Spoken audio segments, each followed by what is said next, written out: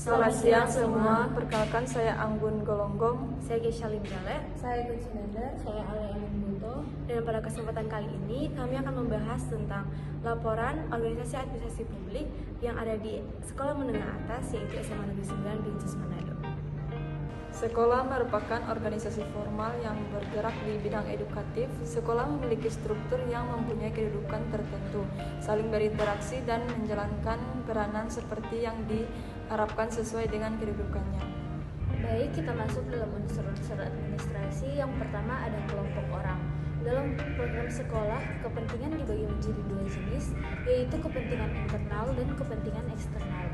Kepentingan internal terdiri dari pihak-pihak yang secara langsung bekerja dalam sistem sekolah setiap harinya, yang terdiri dari warga sekolah, komite sekolah, dinas pendidikan, dan orang tua atau wali siswa.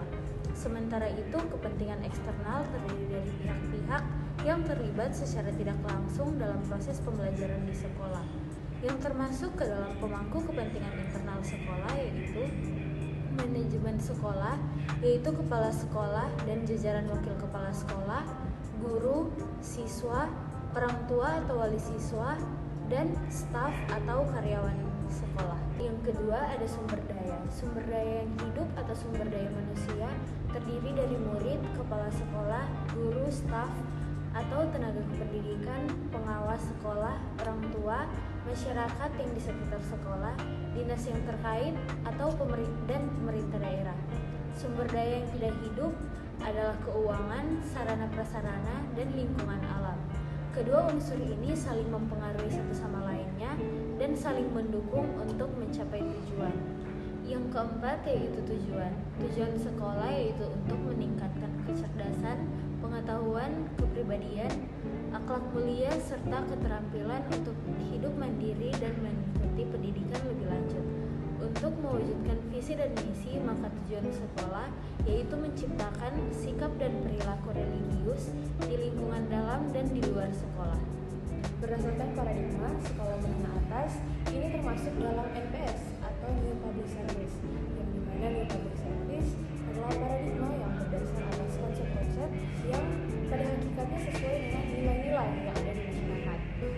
Pelayanan publik merupakan usaha pemenuhan kebutuhan masyarakat sesuai dengan haknya yang dilakukan oleh individu, kelompok orang yang didasari oleh sejumlah faktor material yang melalui suatu prosedur maupun cara atau metode khusus, yang mana pelayanan ini juga bertujuan untuk menyiapkan pelayanan kepada masyarakat secara cepat dan tepat kepada masyarakat tentang pilihan kebutuhannya dan cara mendapatkannya sesuai dengan perencanaan yang dilakukan dan disediakan pemerintah, di mana di SMA ini melayani warga negara bukan sebagai customer dan mengutamakan kepentingan publik sesuai dengan prinsip-prinsip yang ada pada NPS itu sendiri, seperti pelayanan yang ada di sekolah antara lain BK atau bimbingan konseling, perpustakaan, UKS, kantin, atau koperasi, yang dimana memfasilitasi segala kebutuhan seluruh pelajar dan untuk menunjang terjalannya kegiatan belajar mengajar agar efektif dan efisien dengan memperhatikan kebutuhan para pelajar yang ada. Berikut lingkungan administrasi. Dalam program sekolah, kepentingan dibagi menjadi dua jenis, yaitu kepentingan internal dan kepentingan eksternal. Kepentingan internal terdiri dari pihak-pihak yang secara langsung bekerja dalam sistem sekolah setiap harinya, yang terdiri dari warga sekolah, komite sekolah, dinas pendidikan, dan orang tua wali siswa. Sementara itu, kepentingan eksternal terdiri dari pihak-pihak yang terlibat secara tidak langsung dalam proses pembelajaran di sekolah. Selanjutnya pendekatan dimensi. Yang pertama etika. Dalam etika dalam bersekolah adalah penerapan norma-norma etika dalam pendidikan dan bersekolah. Etika berhubungan dengan perilaku atau perbuatan manusia, yaitu perbuatan yang baik dan perbuatan yang buruk. Selanjutnya menggunakan kosakata yang sopan, mendengarkan dengan baik jika lawan sedang berbicara, tidak menyela orang yang sedang berbicara, tidak membicarakan keburukan orang lain. Yang kedua yaitu lingkungan. Lingkungan sekolah yang nyaman dan sehat dapat menciptakan suasana yang mendukung konsentrasi dan fokus belajar anak, ruang kelas yang bersih dan teratur, pencahayaan yang baik, serta tempat kerja yang nyaman juga bagi kepala sekolah, guru, serta staf yang ada. Lingkungan sekolah meliputi yang pertama ada lingkungan fisik sekolah, meliputi suasana dan prasarana belajar, sumber-sumber belajar dan sarana media belajar. Dan yang kedua yaitu lingkungan sosial, menyangkut hubungan siswa dengan teman-temannya, guru-gurunya, dan staf sekolah yang lain. Dan yang ketiga yaitu kebijakan. Kebijakan pendidikan merupakan keseluruhan proses dan hasil perumusan langkah-langkah strategis pendidikan yang dijabarkan dari visi misi pendidikan dalam rangka untuk mewujudkan tercapainya tujuan pendidikan dalam suatu masyarakat untuk suatu kurun waktu tertentu secara khusus.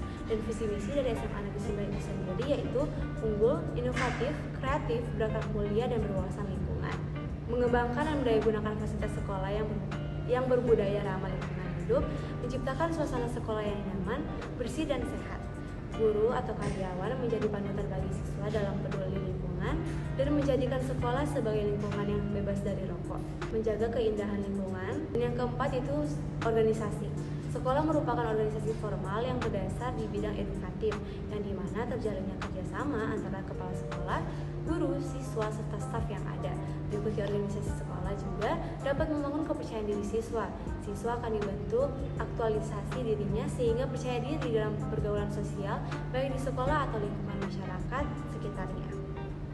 Jadi, organisasi publik atau administrasi sekolah adalah keseluruhan aktivitas dimulai dari aktivitas pengendalian, pengurusan, dan pengaturan yang melibatkan kerjasama beberapa pihak.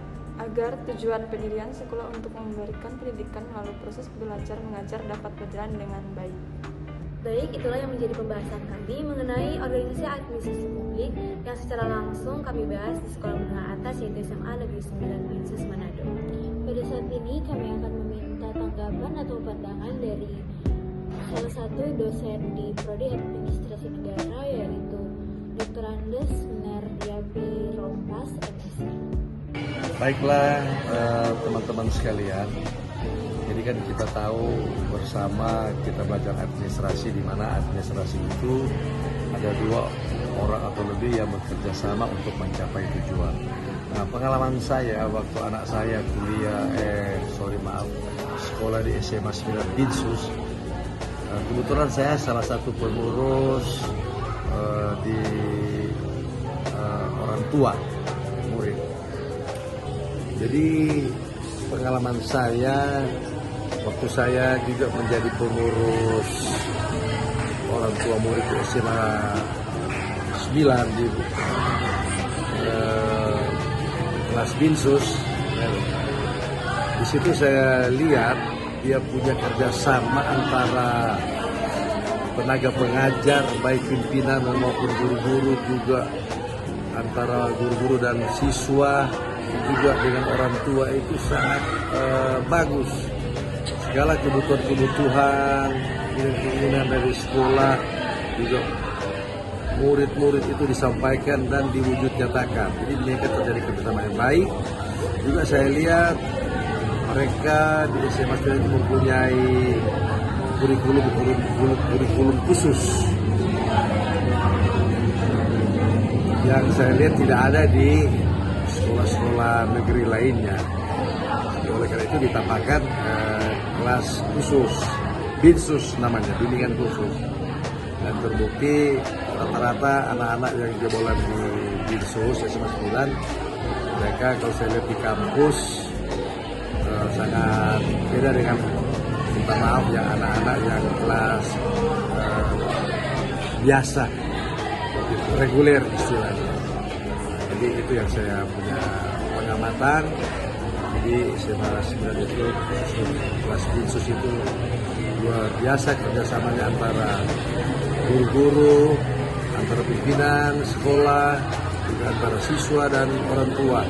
Sangat baik sehingga menciptakan hasil yang baik.